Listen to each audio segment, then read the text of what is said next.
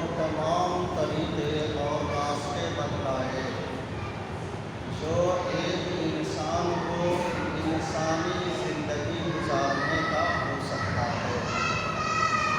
اللہ تبارک و تعالیٰ نے مردوں کو بھی احکام بیان فرمائے اور عورتوں کے احکامات بھی بیان فرمائے۔ قرآن کریم کی اس آیت کے اندر اللہ پاک نے عورتوں کو مخاطب کر کے یہ فرمایا کہ اپنی نگاہوں کو نیچی رکھے، شرمگاہوں کی حفاظت کرے اور سطروں کو چھپائے رکھے۔ ہاں، جہاں پورے بدن کا ڈھانکنا ضروری نہ ہو وہاں صرف 3 چیزیں کھول سکتی ہیں، ایک تو چہرہ، دوسرے دونوں ہتھیلی اور تیسرے دونوں قدم۔ بات یہاں یہ ہے کہ گھر کے اندر بہت سارے لوگ رہتے ہیں، باپ بھی ہے، بھائی بھی ہے، حقیقی بھائی بھی ہے، چچا زاد بھائی، پھپھے زاد بھائی، ماموں زاد، خالہ زاد بھائی بھی ہے، یعنی کہ محرم اور غیر محرم دونوں طرح کے لوگ گھر کے اندر رہتے ہیں۔ تو پھر ایسی صورت میں کیا کیا جائے؟ چونکہ پورے جسم کے اندر ایک عورت کا سب سے زیادہ حسین و خوبصورت جگہ چہرہ ہوا کرتا ہے، اور جتنے فتنے جنم لیتے ہیں اور زناکاری کے جتنے اسباب ہوتے ہیں وہ سب کے سب سے پہلا موقع ہوتا ہے چہرہ۔ اللہ پاک نے تو فرمایا الا ما ظہر سے کہ چہرہ کھول سکتے ہیں۔ مفسرین نے لکھا ہے کہ گھر کے اندر جتنے افراد رہتے ہیں، محرم بھی اور غیر محرم بھی دونوں رہتے ہیں، اگر فتنے کا خطرہ نہ ہو تو چہرہ کھول سکتے ہیں، اور اگر فتنے کا خطرہ ہے تو گھر کے اندر بھی رہتے ہوئے چہرے کا چھپانا لازم اور ضروری ہے۔ اور بسا اوقات تو شریعت نے یہ حکم دیا کہ اپنے گھر کو الگ کر لے، اس آنگن سے نکل جائے اور اپنے پریوار کے ساتھ میں گھر بنا کر چاروں طرف سے پردے کے اندر رہے۔ اللہ پاک نے عورتوں کو پردے کی چیز بنایا ہے۔ اللہ پاک نے قرآن کریم کے اندر یہی حکم دیا کہ اے میرے محبوب صلی اللہ علیہ وسلم، آپ مومن عورتوں سے کہہ دیجئے کہ اپنی نگاہوں کو نیچی رکھے، ستر کی حفاظت کرے۔ ذرا غور کیجئے،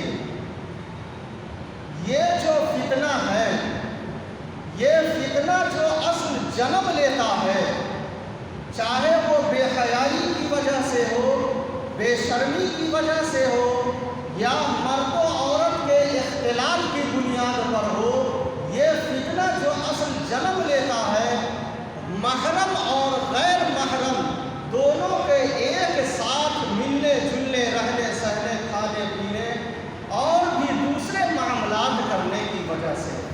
اللہ پاک نے انسان کے اندر حیا یہ بہت ہی بڑی چیز رکھی ہے۔ جس انسان کے اندر سے حیا ختم ہو جاتی ہے تو وہ کوئی بھی قدم اٹھا سکتا ہے۔ اذا فاتك الحیا فافعل ما شئت۔ یہ حیا تمام گناہوں کے لیے رکاوٹ ہوا کرتی ہے، اور حیا کا مادہ مردوں کے مقابلے میں عورتوں میں زیادہ ہوا کرتا ہے۔ یہی حیا اگر ختم ہو گئی تو ڈھیر سارے بیماریوں، پریشانیوں اور مصیبتوں، گناہوں کا سبب بنتا ہے۔ اللہ کے پیارے حبیب صلی اللہ علیہ وسلم نے فرمایا الحیاء شعبۃ من الایمان، جس انسان کے اندر حیا نہیں ہوا کرتی ہے اس کا ایمان کامل نہیں ہوتا۔ ایمان کا ایک حصہ ہے حیا۔ اور ایک موقع پر یہ ارشاد فرمایا آقا صلی اللہ علیہ وسلم نے کہ یہ حیا ایمان کا ایک حصہ ہے، اور ایمان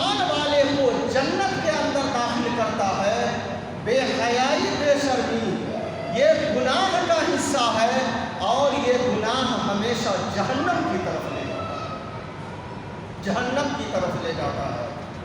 حدیث شریف کے اندر لکھا ہوا ہے، جس وقت آقا صلی اللہ علیہ وسلم معراج میں تشریف لے گئے تھے، تو معراج میں تشریف لے گئے تو تمام گناہوں کو دکھلایا گیا، یعنی کس قسم کا گناہ کس قسم کے لوگوں کو دیا جاتا ہے، اللہ نے اپنے پیارے حبیب صلی اللہ علیہ وسلم کو سب کچھ دکھلایا۔ اسی طریقے سے اس دنیا کے اندر رہ کر کے نیکی کرنے والوں کے، اچھا کام کرنے والوں کے لیے کیا جزا ہے، جنت کے اندر کون سا مقام ہے، پروردگار عالم نے تمام چیزوں کو دکھلایا۔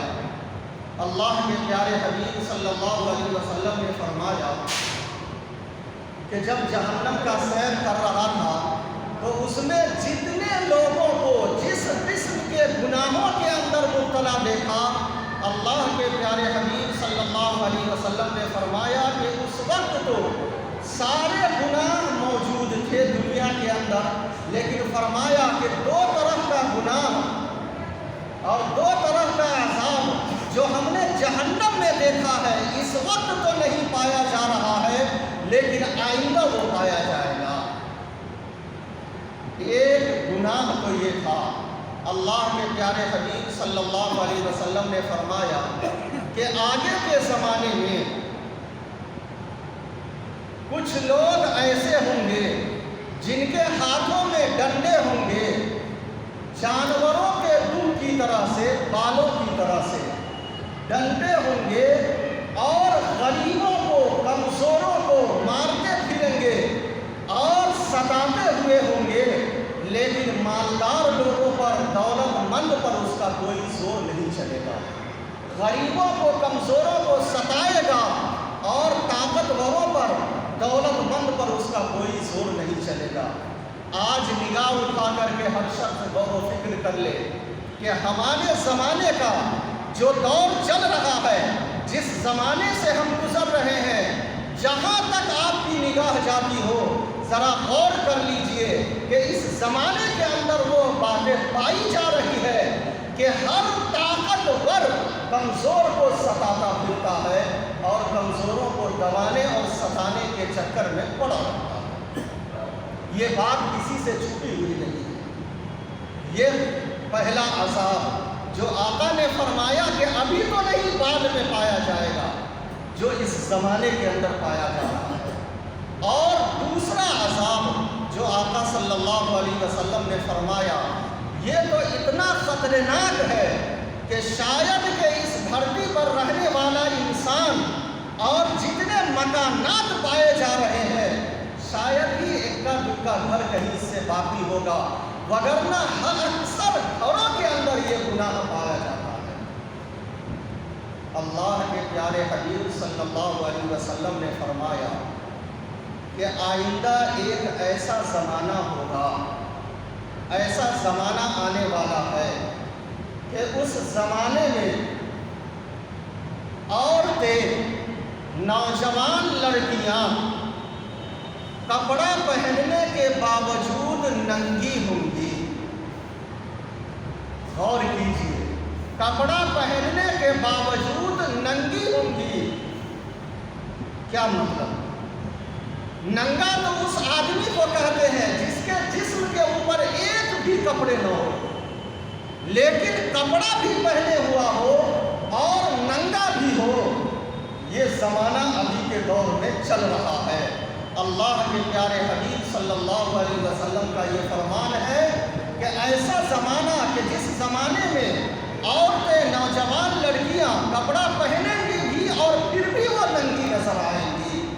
محدثین نے لکھا ہے کہ اس کا مطلب یہ ہے کہ 3 طرح کے کپڑے عورتیں استعمال کریں گی، اور وہ تینوں قسم کے کپڑے اس زمانے کے اندر نہیں بلکہ پہلے 15-20 سال پہلے سے یہ بیماری ہر گھروں کے اندر چل رہا ہے۔ محدثین نے لکھا ہے کہ اس کا مطلب یہ ہے